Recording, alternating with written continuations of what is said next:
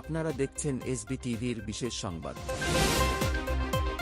Israeli হামলার প্রতিবাদ কর্মসূচি থেকে ব্যবসা প্রতিষ্ঠানে ভাঙচুর ও লুটের ঘটনায় ৪৯ জন গ্রেপ্তার।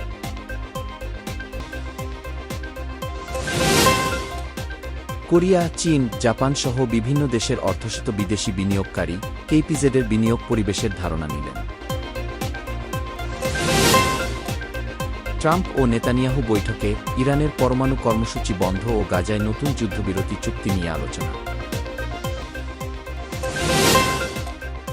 যত দূর চোখ গেছে ধ্বংস করা হয়েছে, চোখের সামনে যাকে পেয়েছি তাকেই হত্যা করেছি, ইসরায়েলি সেনা।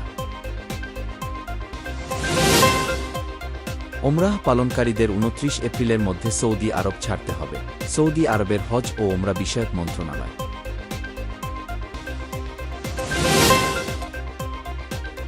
নতুন ১৪টি দেশের জন্য জরুরি খাদ্য সহায়তা বন্ধ।